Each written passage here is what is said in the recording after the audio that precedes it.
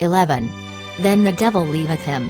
Luke expresses more, when all the temptation had been finished.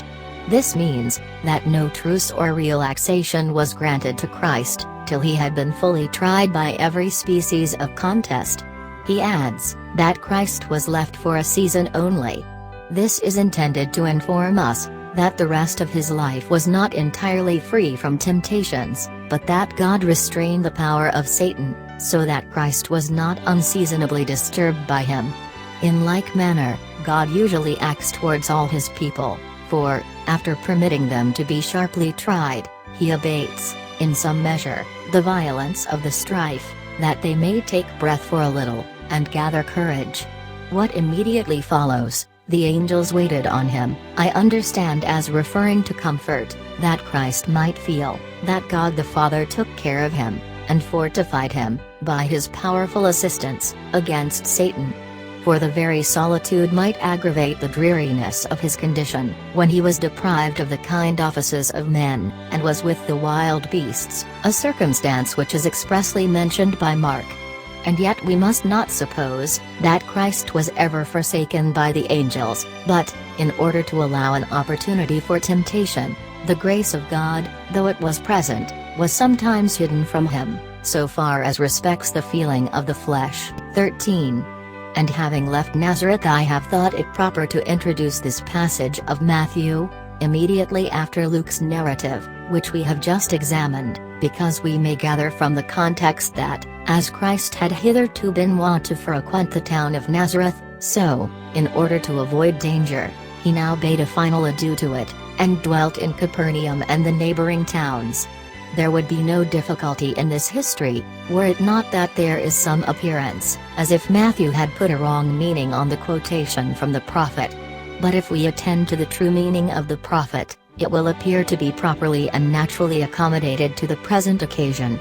Isaiah, after having described a very heavy calamity of the nation, soothes their grief by a promise that, when the nation shall be reduced to extremity, a deliverance will immediately follow, which shall dispel the darkness, and restore the light of life. The words are, Nevertheless, the dimness shall not be such as was in her vexation, when at the first he lightly afflicted the land of Zebulun, and the land of Naphtali, and afterward did more grievously afflict her by the way of the sea, beyond Jordan, in Galilee of the nations. The people that walked in darkness shall see a great light, Isaiah 9:1-2. The Israelites had been twice visited by a heavy calamity, first, when 4 tribes, or thereby, were carried away into banishment, by Tiglath-Pileser, 2 Kings 15:29, and, secondly, when Shalmaneser completed the destruction of the kingdom of Israel, 2 Kings 18-9. There remained a third desolation, which, the prophet had foretold towards the close of the 8th chapter, would be the most dreadful of all. And now follows, in the words which we have quoted, what is calculated to soothe their grief.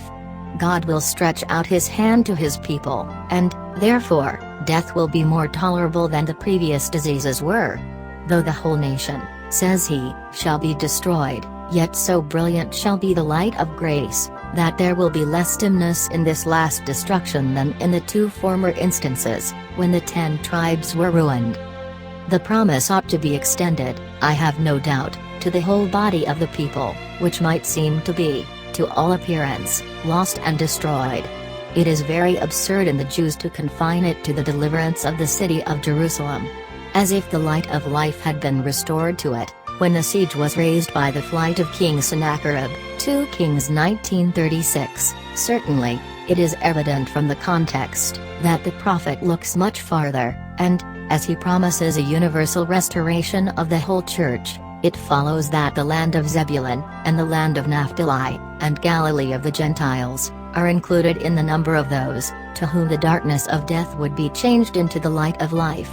The commencement of this light, and, as we might say, the dawn, was the return of the people from Babylon.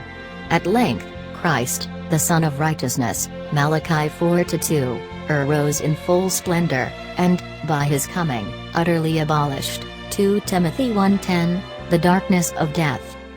In the same manner, Paul reminds us, that it was a fulfillment of what occurs in many passages of the prophets, "Awake, thou that sleepest, and arise from the dead," Ephesians 5:14. Now, we know that the kingdom of Christ is spiritual, and, therefore, the light of salvation which it brings, and all the assistance which we derive from it, must correspond to its nature. Hence it follows, that our souls are plunged in the darkness of everlasting death, till he enlightens them by his grace.